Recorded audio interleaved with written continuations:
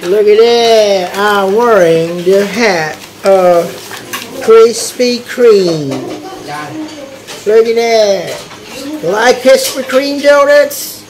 Come right here in Krispy Kreme donuts. Like to lick our cream with crispy. Sa gabi nag-ride, sa gabi nag-vlog.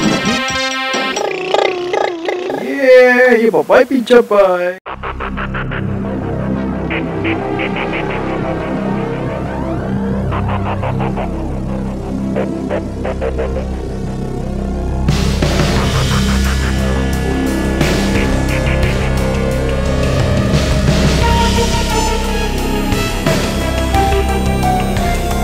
Sa araw na ito, biyaheng Kabyang Tunnel tayo. At first time na gamit natin dito sa ruta na ito ang ating munting kotseng Wigo na dilaw. Simula tayo sa Imus, Cavite, paikot ng General Trias sa Naik hanggang sa patutunguhan natin sa Nasugbu, Batangas hanggang makarating sa Canyon Cove. Kaya ilagay na ang mga dadalhin at isukpit na ang mga seatbelts.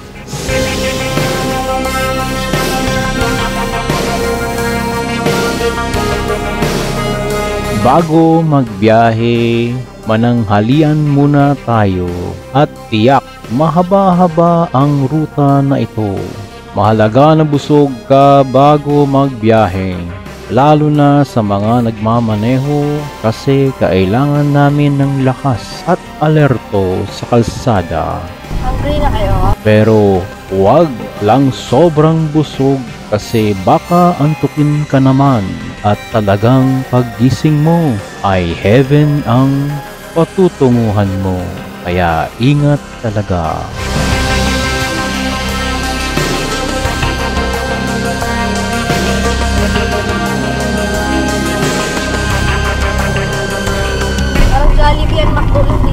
And we're going to the zigzag roads.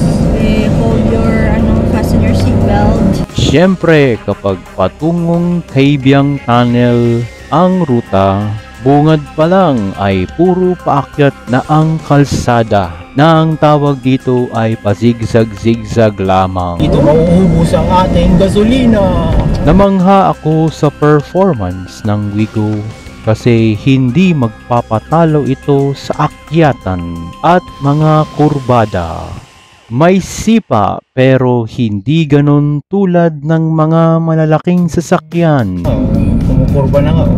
Zigzagging roads up ahead. 4 kaming nakasakay at komportable naman kami. Parang doon sa sa UP, no? Mga daanan dito. Mataas-taas na tayo. First time ni Wigo mag-Kabyang Tunnel. Yeah, magpipinchipay. Going up the mountain. I love me, Puerto Azul.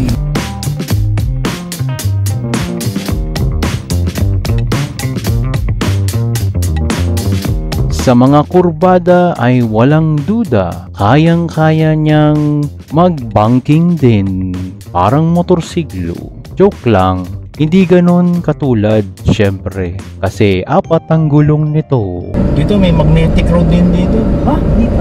Oo, ayan, namamagnet tayo. Going up, sports mode. Kayang-kaya ni Wigo. Bakit? Nagpupumigla sa ingay. Walang signal. Kalsada dito, up and down, up and down. Kung baga ay ayos lang at naihahatid ng Wigo ang dapat lamang sa kanyang andar. Walang labis, wala ring sobra. Pero kung sa mga ganito at malalayo naman, napaka-efficient naman yung mga malalaking engine. Talo lang talaga sa traffic, paligo-ligo. Pero yung mga ganito, mga province o highway, parang yung konsumo niya pumapantay lang sa Wigo. Shrimp farm tayo, sagot ko yung Shrimp farm. Shrimp farm. Nakita nyo ang mga winding roads na ng turn natin. Yun, may mga big bike. Paano ma-post tayo sa sa mga page nila. Baka may makita kayong mga unggoy din. No? Yung mga unggoy dyan, pakalat-kalat. Kalasan nyo lang yung mga mata. Hindi ko ma-expect na may makikita talaga kaming mga unggoy sa daan ngayon. I saw a monkey! Doon kanina! Yan? Oo, maliit! Oo, totoo! Sabi sa'yo, dito yun. Oo! Yung monkey. Baka meron palang monkey dito. Pwede palang tricycle dito eh. Mula bahay? Sarap-sarap na, makulimlim na dito. Dito talaga yung mga ganito, ramdam mo yung pag nagmamotor ka, ramdam mo yung tagilid. Oo, sigaw ka na sigaw nun. Dude, takot! Sa motor talaga kahit mabakal, gagawin. Kasi yun lang naman yung pangligo niya eh. Ayan na. Yun ang pinakamano. Oh my God.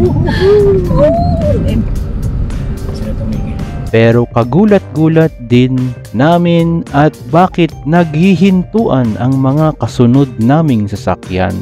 Ayan! Ayan! Unggoy! Unggoy! Yun pala ay nagpipicturan silang kasama ang mga unggoy sa tabi ng daanan. Ayan o. Ayan o. Mukha tatanong sa tatanong sana natin. Oh my God! Hello, monkeys. Hello, monkeys. Oo, diba? Sabi sa inyo eh, unggoy eh. Monkey nga. Nag-stop din sila because they want to watch it. At noon ni-review ko ang dashcam sa likod, may kasunod din palang unggoy sa likod ng aming sasakyan. Dito talaga mapapatunayan na maayos ang kapaligiran dito kasi may mga wild animals pa rin.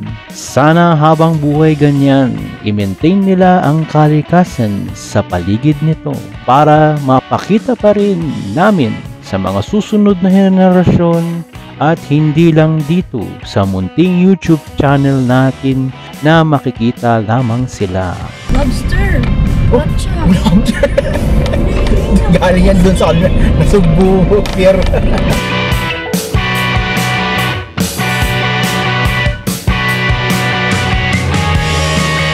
Uy, aso! Aso! Aso! Maganda pa kadaan dito eh. Komentado pa. Walang helmet. Buhay pa eh. Uy, monkey! Monkey! Baka nervous naman yun. Bumungad na nga ang Kaibyang Tunnel sa harapan namin at syempre hindi natin palalagpasin na hindi tayo magpa-picture dito. Syempre madami ang mga sumasalubong Let's go down and take a picture. at nagbebenta ng mga espasol. Nagpa-picture na lang kami kay ate kasi busog pa nga kami. Pa-picture lang kami te, sandali lang. Oo, sandali lang. At hindi rin ako mahilig sa espasol. Ganyan no? Oo, diba? Dito puti. Okay. Ready, 1, 2, 3. Okay, ready, 1, 2, 3. Isa pa. After magpicturan, syempre pumasok na kami sa loob ng tunnel at yun naman talaga ang tanging daanan papunta sa aming patutunguhan. At syempre, ipasok na ang montage o kaya syempre ang sound effects.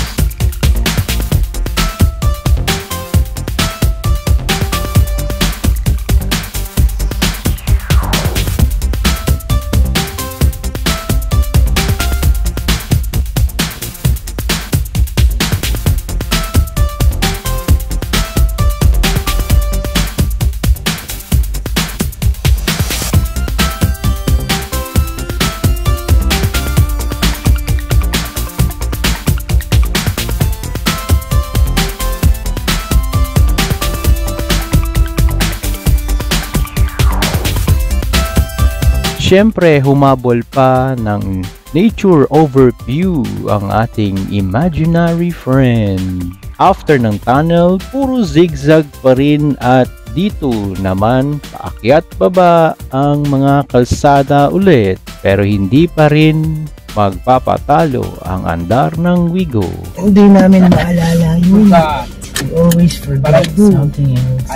Kapag pinipikit mo ba yung mata mo, nananaginip ka na ba? May mga sandali talaga na kailangan mong biritin siya para makipagsabayan sa iba. Kung sa aircon lang, Iya pa pa yung picture pa eh. Hirap na si Wigo ah. Hinahog na. Nakaluwa na hindi lang. Pagdating natin dito, kumukilimlim na. Talagang makulimlim. Makulimlim talaga kasi lapis sa oras. Ito nagpo-form yung mga clouds, mga mountain. Uy, may mga baka. Mga baka. Hindi, naman. Baka. Tatay. Oh my God. Baka. Baka may niya, baka matamaan tayo. Mga suwat ng mga baka. Malagpas na tayo sa baka stage. Pero may babad yung preno. Uminit masyado. Kaya pakyat. Para hindi siya may sports mode siya. Baba ulit. Mga unang punta natin parang kakabukas lang ng Kabyang Tunnel. Ang pawang mga sinasabi namin dito ay pawang opinion lamang, ay hindi ko nire-represent ng channel na ito. Ako po sila na paki-like, share, subscribe. Tayo nakawala na sa portal. Tingnan nyo, napaka-sunny day na day. Bigla, kanina umaaraw, sunny day, daming bundok. Tiyak kahit tirik ang araw, hindi namin nararamdaman ang init. Malamig pa rin, very okay. Total, maliit naman siya at syempre, madali ring palimigin ang loob ng sasakyan sa munting aircon niya. Bukid-bukid ulit, sarap yung hangin. Tingnan natin yung hangin. Sige nga. Fresh hair tayo. Sarap. Alright, fresh hair. Fresh hair ka talaga dito. Mataasan mo Magbo-blow yung ano. Pero sa bandang malapit na kami sa Nasugbu ay umulan. Pero ayos lang at safe naman kami at nakalagpas doon.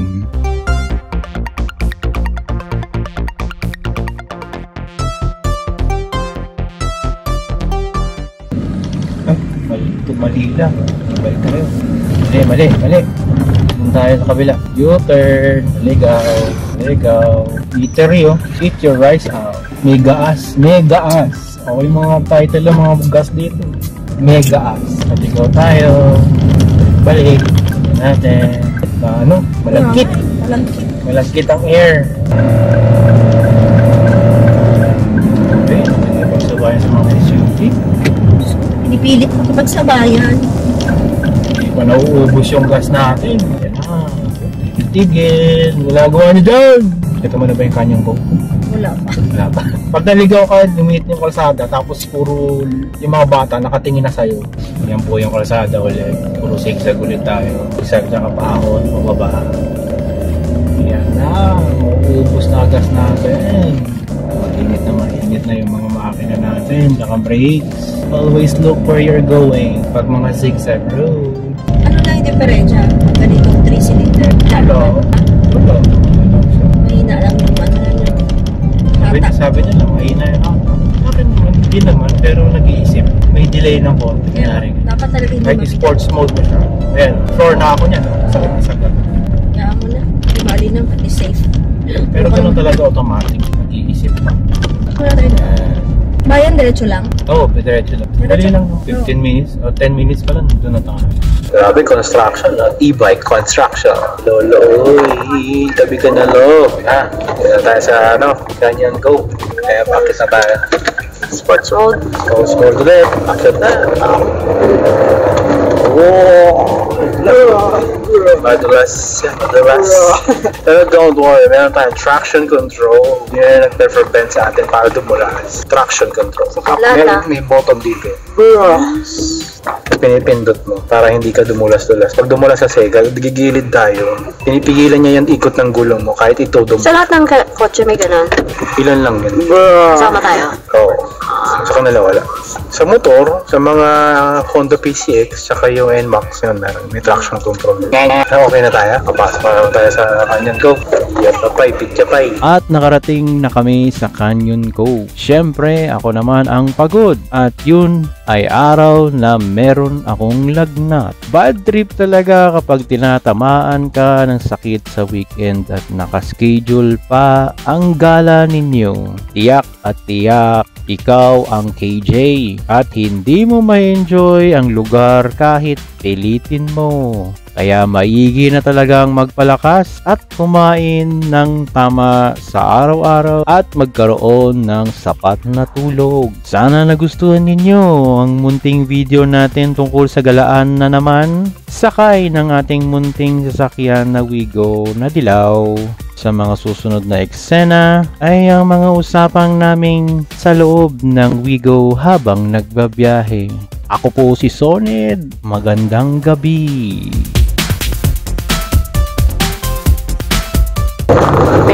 usapan na ngayon sa family is about crash. Crush. Crash na. Yan ba yung sumisemplang ka sa motor? Hindi, Tapos? yan yung nagugustuhan mo isang tao, daddy. So nagka-crush ka. Nagka-crush na yung binata na. Nahuhulog ka rin ganun eh. Nahuhulog yung loob. Iniipit yung... Ano eh, Fortuner lang. Unfortunately, parang hindi ko talaga maramdaman. Feeling ko sa aeroplano ako. Let me fall a race, girl, baby, no. Eto na naman tayo naghihintay. Eto na naman tayo nag-aabang. Ganito talaga para maghanap tayo ng narinig ko yun. Oh my God! Mga kaibigan.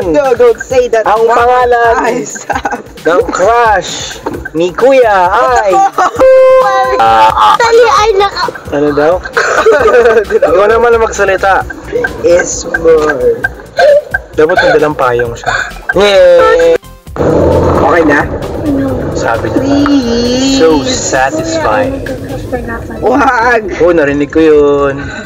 Mamaya crush ni Natalie na yan. Daddy, grabe ka kayong dalawa. Maganda ba yan, man? Tama na yan. Maganda ba yan? Grabe ka. Oo, saan sila? Oy, manimik ka. Baka nandun sa... Ito na, ito na, please.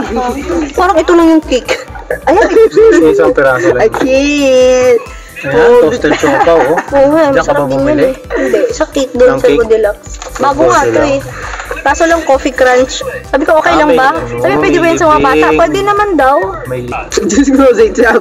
libing na ulan pa. Gold. Ano ko na yan? Diba yung bridge over trouble? Sana sila. Baka doon, no? Uy, 2 libing. Grabe. Yung horse nila, BMW. Galing. Wow! Galing ah. Ayun, Grabe. B6 hearse. Oo, B6 yan. Yung maliit na BMW. Jollibee. Saan ba Jollibee nila? Meron, ba tayo o hindi? Saan ba Jollibee? Mercedes hearse. Saan tayo pumunta? Kanya po po. merong hearse na ano, yung Tesla. Saan tayo maghintay? Kita nyo yun? Hindi, alam ko lang ano. May Tesla na ano. Ferrari. Yeah, yababay, bidjabay. Parang, grabe yung hangin dito, nakakahiga sa akin. Hindi ako hinihiga sa makapagsalita. Mamaya na. Kaya kung nagugustuhan ninyo ang mga videong katulad nito, paki-like lang, share lang, subscribe lang sa ating channel. At kung may comment kayo, pakitapal lang sa baba. Paalam!